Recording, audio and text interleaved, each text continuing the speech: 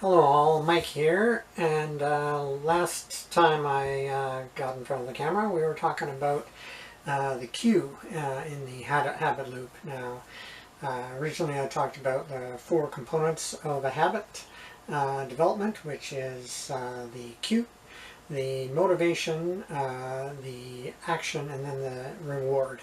And so I'm going to talk today about motivation. Most times when people hear about the habit loop, they talk about desire being the second thing. But unfortunately, most people don't realize that desire is necessary for developing a habit, doing an action, but it's not sufficient. You need more than just the desire to do something. And well, everybody knows this. If you've ever met somebody who has had a bad health report, you know, you need to quit smoking or you will get lung cancer. And they don't quit smoking because they have a desire to live long, but they don't believe that they can. That's the second part. And it doesn't matter how much desire they have, if they don't think they can actually do it, they won't. So that's the point. When you talk about a motivation is actually two things. It's not just desire. All right, so let's talk about there's basically two types of motivation. It's not really types, it's just sizes, okay?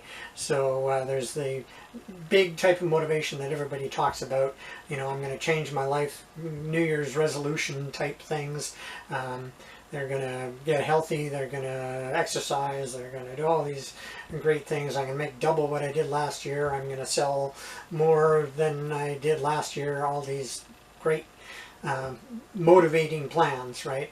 And those type of things, you know, they come from, well, when you talk about big motivation things, it's often they've been to a conference and there's a speaker that they thought, how, if he can do it, then I can do it, kind of thing.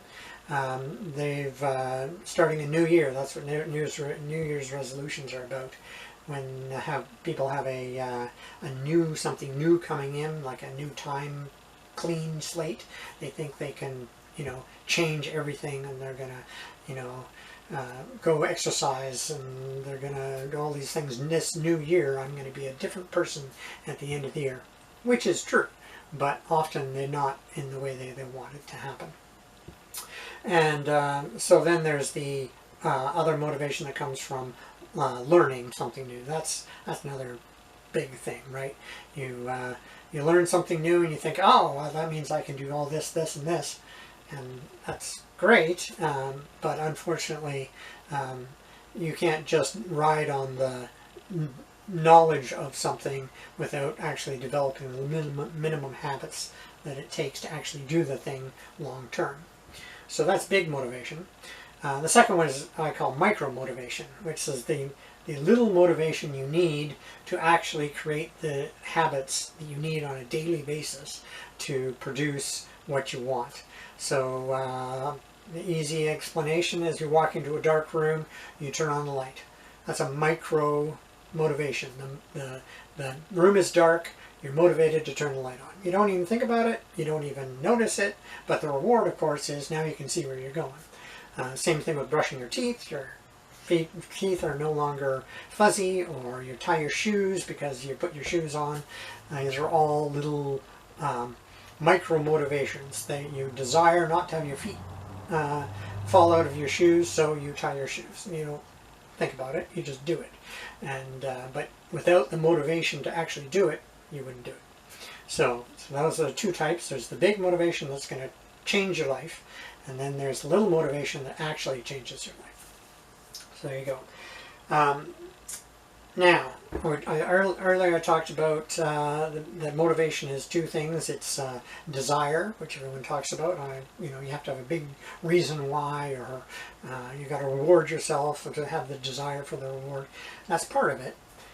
It's necessary, but it's not sufficient in mathematical terms.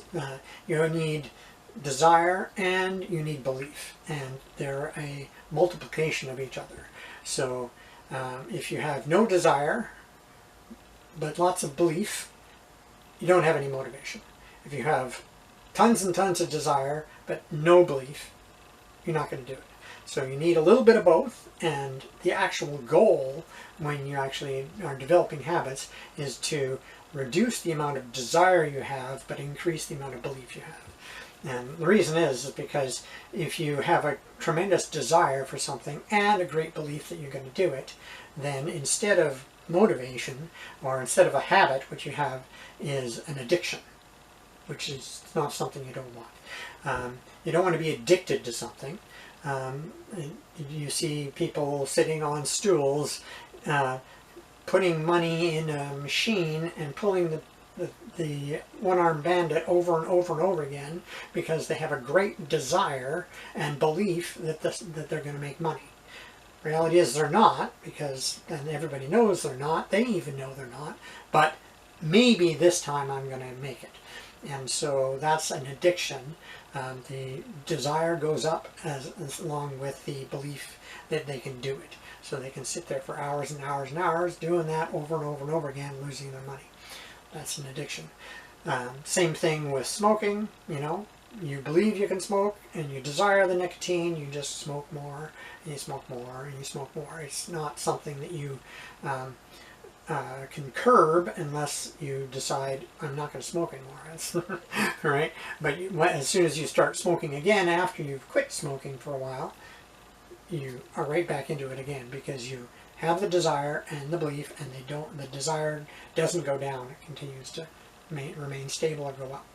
So for habit, you want the desire to come down and the belief to go up. And it may sound counterintuitive, but that's the way it works, right?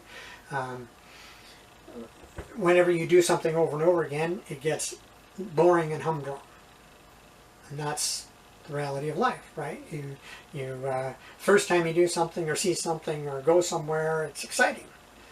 But after a few times, then it's not that exciting anymore. And that's just because you've learned about it. You believe you're not going to learn. You're not going to be changed in any great way this time because you've made those changes already. And that's what belief does. Is it gives you those changes. And once your brain thinks, oh, I can do this all the time, then it doesn't need the desire, because the desire is basically that dopamine motivation that is used to change your brain. So, get into that in a minute. Okay, so, where am I? Right, you want to try, you want to repeat the action, which the more you repeat the action, the less desire you have, but the more belief you have to do it. So if you maintain that, then that's going to be stable. You're going to have stable motivation. All right, so let's talk about ways to use your motivation, right? You've got to use both. Without using both types of motivation, you'll fail. Plain and truth. You have to take the big motivation and decide what big thing you're going to do, right? So, talked about this last time. Say you want to run 10 kilometers. It's a big thing if you're a couch potato, right? Not so much if you're a marathon runner, but if you're a couch potato, running 10 kilometers is a big thing. So, how are you going to do that? Well, that's what your big motivation is for. You say, okay, I'm going to run 10 kilometers by this date, and so therefore you have to break down the plan, and you have to spend a few hours, probably many more hours than that actually, in determining what you're going to do each day of each week of each month until finally you've hit your goal of 10 kilometers. That's the hard part, is using that motivation to break through and break down what you're going to do on a daily basis. Because if you don't do a daily thing, daily form of exercise, running or walking or something, you're never going to get to 10K, right? So once you've spent the 4 hours in sitting down planning your big thing with your motivation you're on fire, this is what you're going to do.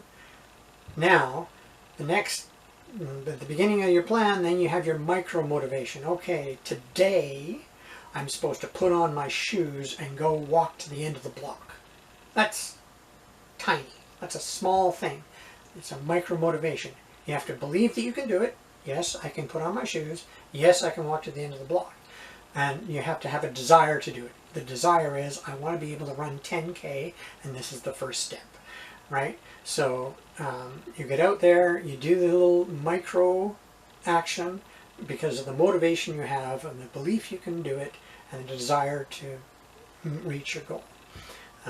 So that's the way you use the big motivation, and then the micro motivation is the daily things, the daily actions you need to take to make your motivation or your dream or your goal that you have for your big motivation to happen.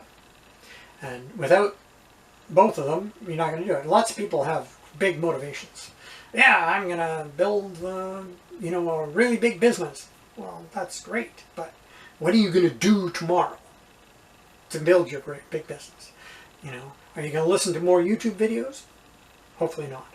I mean, yes, they're valuable, I hope, but if all you do is listen, then you're never actually going to do the thing. So you got to have that little micro goal that you're going to do on a daily basis, make it a habit, and then you don't have to worry about it anymore.